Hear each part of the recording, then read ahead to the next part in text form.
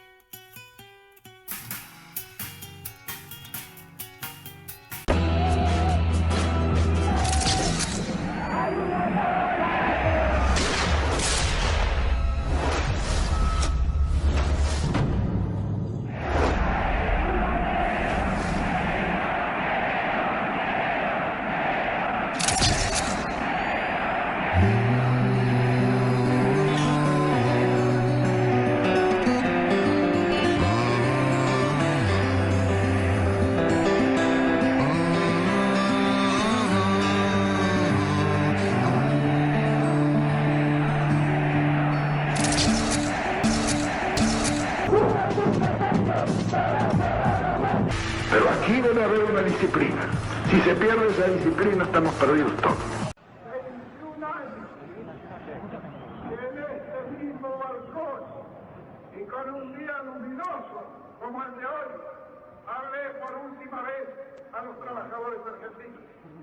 Fue entonces cuando les recomendé que ajustasen sus organizaciones porque venían días difíciles. No me equivoqué, ni en la apreciación de los días que venían, ni en la calidad de la organización sindical, que a través de 20 años, pese a estos estúpidos que gritan,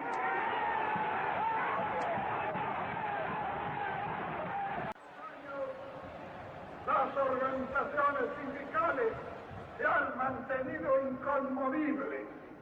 Y hoy resulta que algunos imberbes pretenden tener más mérito que durante 20 años. Inmensas columnas de la juventud peronista y montoneros comienzan a abandonar el acto.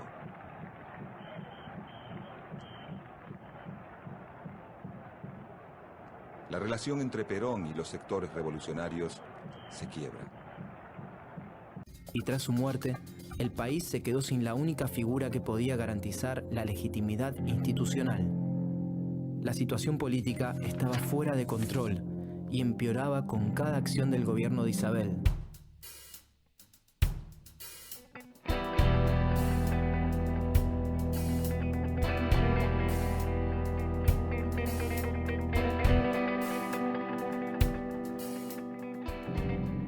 Pero además, Argentina estaba rodeada de dictaduras. Y los militares comenzaban a filtrarse cada vez con mayor fuerza en las decisiones de Estado. El 5 de febrero de 1975, el gobierno de Isabel firmó el famoso decreto de aniquilamiento de la subversión, dando inicio al operativo Independencia.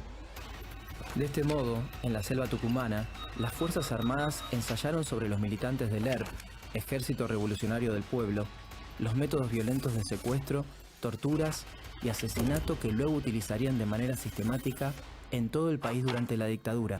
La tensión crecía día tras día, tanto que el gobierno adelantó las elecciones como modo de resolver la crisis política y social.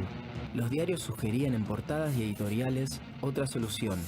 Las tres fuerzas usaron los medios de comunicación con el fin de instalar en las calles que las armas eran el único recurso para salvar al país y devolver el orden, pero no estaban solas.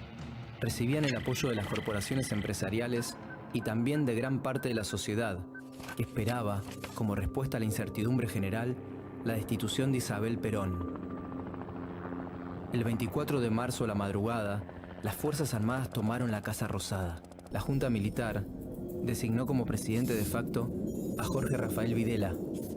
Videla había sido el comandante en jefe del ejército del gobierno constitucional de Isabel Perón. Las Fuerzas Armadas denominaron a su gobierno Proceso de Reorganización Nacional, pero el objetivo era instaurar a través del terror un nuevo orden económico y social, en línea con las restantes dictaduras latinoamericanas asociadas en el marco del Plan Cóndor. Así bautizaron al Plan Represivo Internacional, que coordinaba operaciones de persecución, secuestro y tortura a militantes de los distintos países del Cono Sur.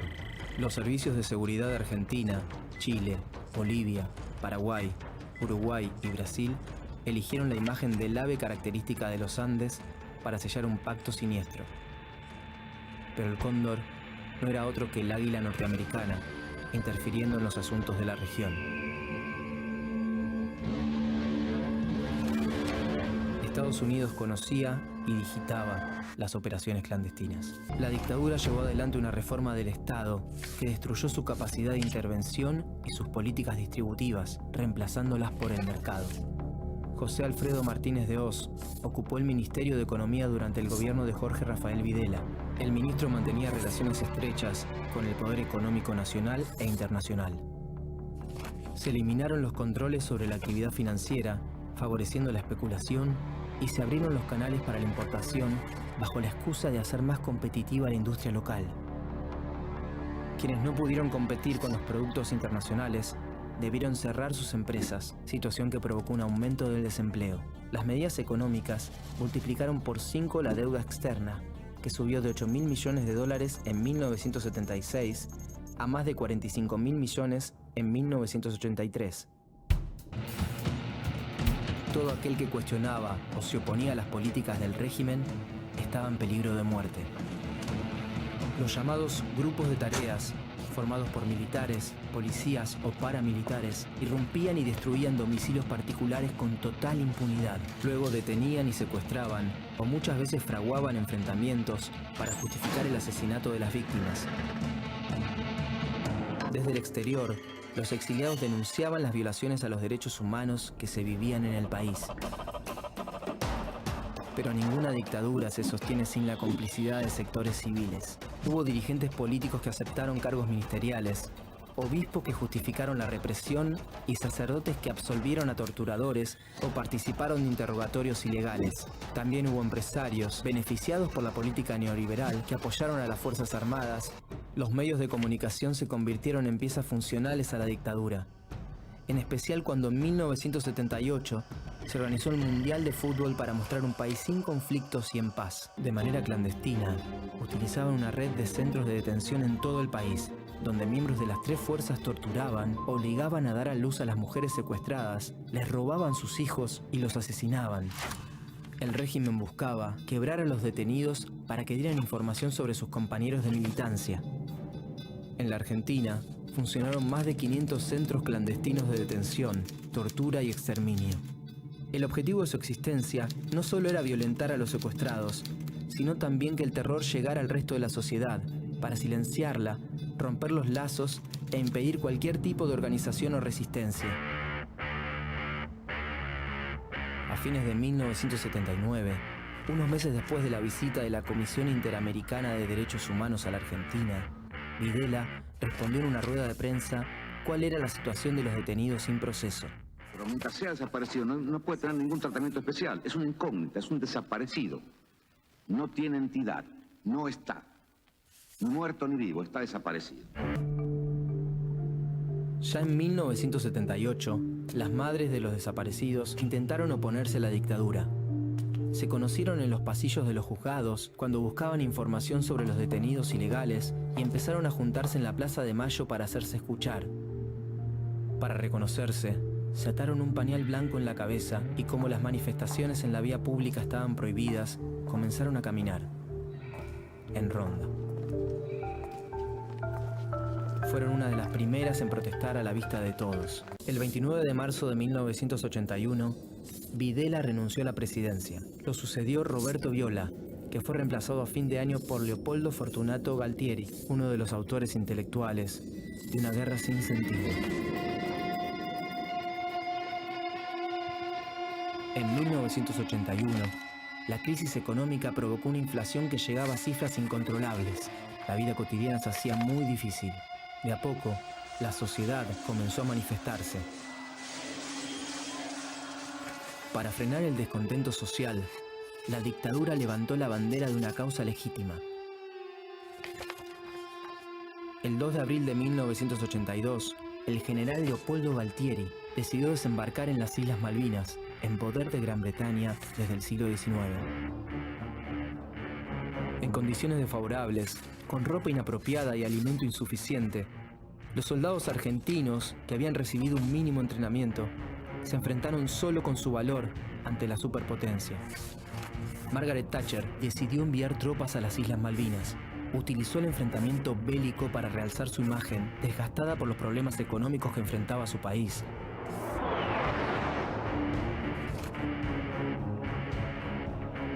La sociedad recibió una imagen ficticia del conflicto.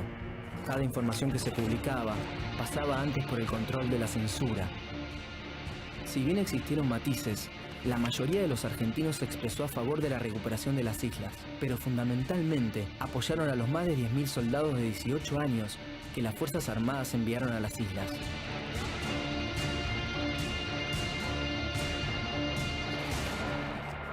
El 14 de junio, la Argentina firmó su rendición.